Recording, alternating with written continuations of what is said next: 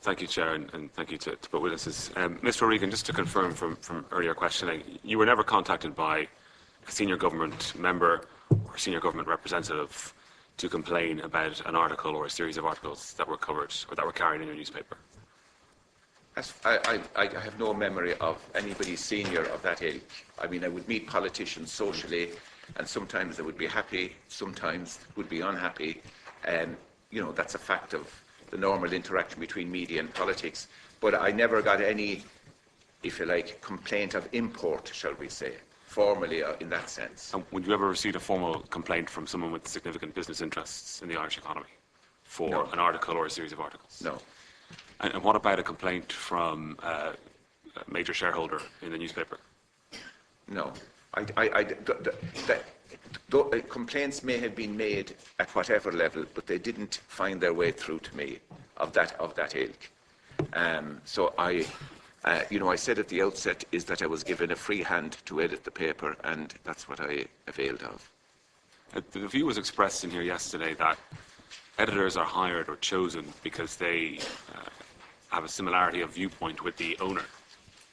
Now, in this case, of course, there's a shareholding, but there are majority shareholders. So can you tell me a bit about how you were hired and whether you think you were hired because you shared a similar viewpoint to a majority shareholder?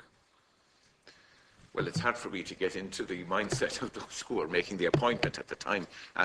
But I think the main reason I was hired is that I had a reasonable track record, in the sense that I had been deputy editor of the Independent for some years, and prior to becoming editor of the Irish Independent, I'd edited 2 other newspapers for a total of about 11 years. So, I would have had at the time a lot of practical hands-on experience. And I think the appointment was made, as I said, I keep coming back to it, to try and optimise the sales and make sure the paper held its share of the market, etc. Relationship with any of the shareholders? What do you mean by that? Well, would you speak regularly with them? Sorry? Would you speak regularly? Would you have a lunch? Would a shareholder take you to lunch, once a year or once every 2 or 3 years to talk about the paper, to talk about? Well, at the time, Anthony O'Reilly was the predominant shareholder, and we would meet him usually at the AGM, or maybe subsequently when he would have a social event in his house. Any other shareholders? I don't. Other shareholders. Members of the board would be there, and people of that ilk. But shareholders, I didn't have an ongoing relationship or interaction with shareholders in the company. No. Would editorial policy be discussed at those social occasions or at the side of the AGM, for example?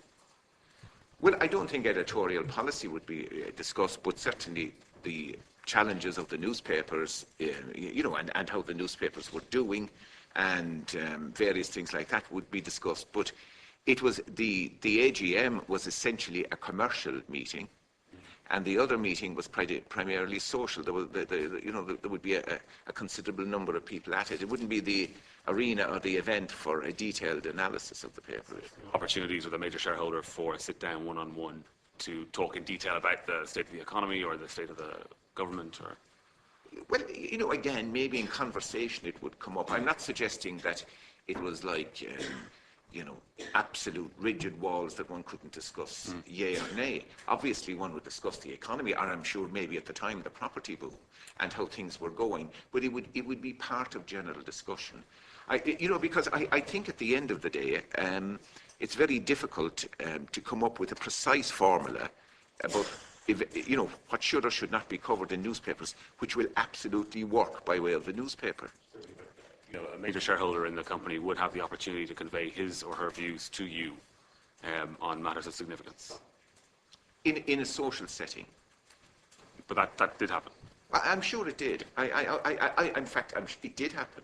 It would be extraordinary if I was down there as editor of the paper and somebody comes up and says, in fact, they may well say you're either doing too much. I think people have a lot of views on newspapers and how they should and should not be run. But those views were never conveyed to you by way of an instruction at all? They were not conveyed to me by way of an instruction. But certainly, people would have lots of opinions, they still have, about newspapers and how they should, from all aspects. You were never concerned for actions in terms of how it might influence your own decision making as an editor? No. I mean, I would go back and what one of the famous editors in one of the English newspapers over the years says the best ideas are those the ones you can steal. So if they had a very good idea, I would take it and use it as my own.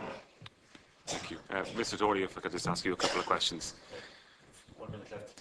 Thank you, Chair. I'll have to be brief then. In relation to the property supplements, and you mentioned that there were 3. How does management view the property supplement? Is the supplement purely a vehicle for selling advertising? There's no doubt that management would view all supplements as having a different personality, different character, and different makeup to the main paper. Supplement is primarily commercial, be it the recruitment section, or be it the motors supplement, or be it the travel supplement. It is a commercial vehicle primarily.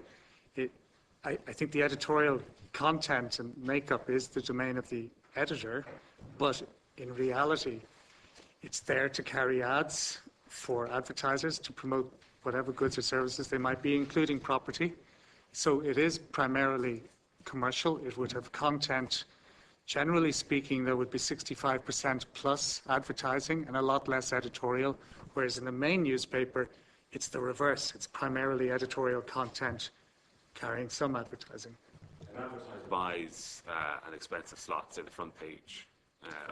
Deputy. Final question. Is this a supplemental No, of the main product? paper, because the main paper isn't a commercial vehicle, but he or she buys the prime slot on the main page. What power do they have over what appears on the front page of that paper as a result? None. None. And As I've said, and how this works in practice is that the editor has his daily conferences with his team. He goes through the news agenda. They select whatever it might be that will make up the paper the next day. There is no commercial involvement whatsoever. Never has been. I'm in the company over 20 years. Never attended, or no one else in the commercial side has ever attended these conferences. They are the domain of the editor, and they are completely separate from the commercial side. So the answer to your question would be a categorical no, and I'm surprised it's even asked. But there you go.